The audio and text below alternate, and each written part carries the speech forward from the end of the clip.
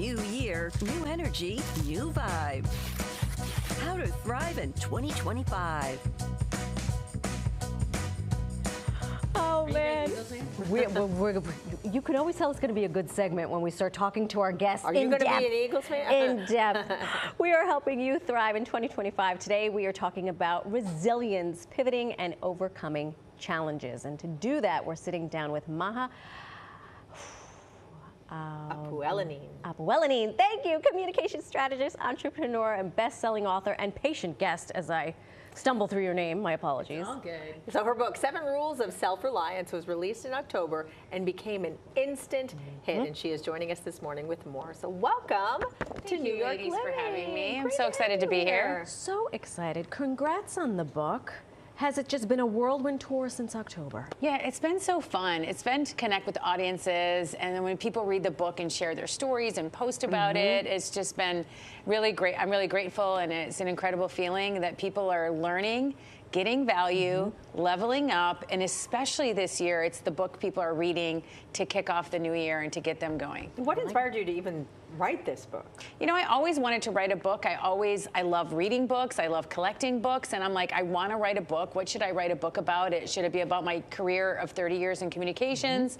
And I decided to write about not what I did, but how I did it. Yes. Because that's the thing that was tested and tried and brought results for me that I wanted to share with others. How smart, not what I did, but how I did it. Because that's really, that's where the value lies. That's Right. where the learning comes from. That's Right. where the failure can turn into something where other people can benefit from. Okay, let's get into it because you Yes. talk about the 7 rules of self-reliance. Yeah, the concept of self-reliance is not about I can do it all by myself, I don't need anybody. It's like, what skills do I need before I step out into the world? I need to have relationships. I need to know how to network. I need to know how to build my personal brand because it's my reputation. I need to know how to create value for other people and be valuable by investing in myself and becoming a lifelong learner. So what are the skills I need to learn? Instead of expecting people to do things for me because I deserve it, what can I do to kind of take the first initiative to invest in myself? And I feel everyone's capable of doing it. It's just getting that confidence to start. Right. Because some people think that if I don't do it all by myself, I'm not really accomplishing it. It's somebody else. Yeah, but you know, everybody needs help. Nobody gets anywhere alone. And asking for help is not a weakness. It's just having that self-awareness of like, okay, these are the things I'm good at, but here's the things I have gaps or I need helps in. I need help in. Is it skills? Is it experience? Is it relationships? Go out and get that, but understanding where you lie in your strengths. Yeah.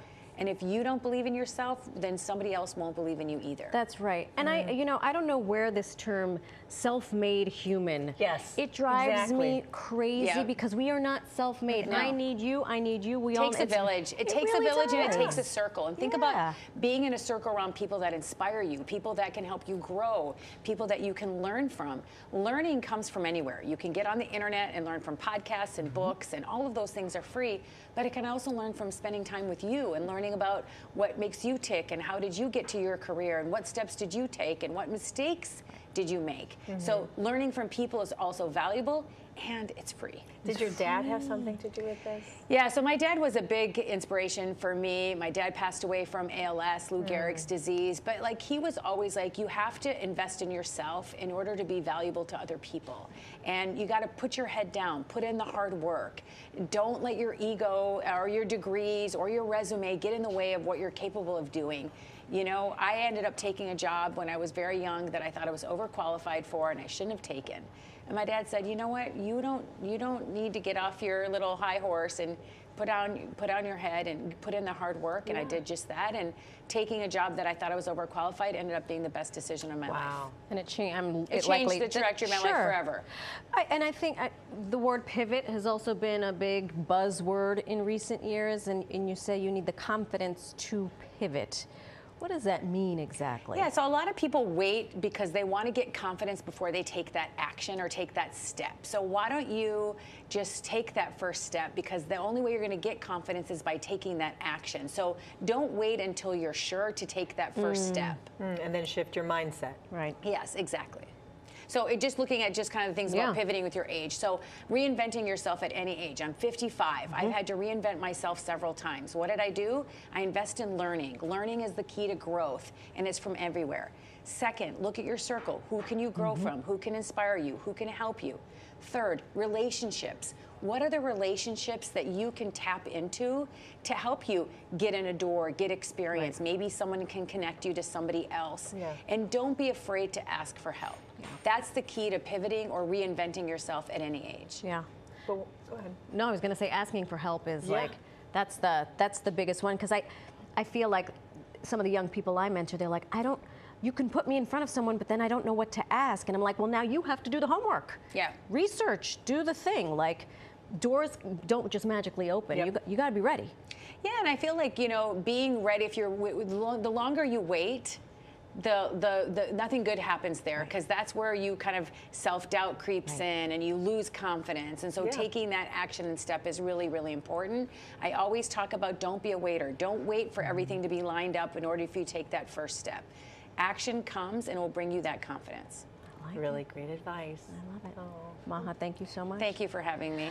Real quick, you're going to the Super Bowl. Hold on before we get to your book. I was going to say, get to the book to get all the rules so yes. you guys can learn more about how you can level up this year. But I've told her I'm going to Dubai tonight, and I'm coming back to go to the Super Bowl. And they asked me who I'm cheering for, and it's not the Eagles. It's fine. It's fine. Just sharing. I mean, I'm a Giants fan, so so I'm a Minnesota Vikings. I know. I'm sorry for your loss. Minnesota. Yeah, I'm Minnesota Vikings, but I'm going to go for the Chiefs. It's fine. Three-peat. It's history. Fine. Don't hate on the Chiefs because they're creating history. No, it's history. She's wearing red. But my heart is green. Just saying. 7 Rules of Self-Reliance. Thank you so much. Thank you for having me. Real treat. That's great. A real treat.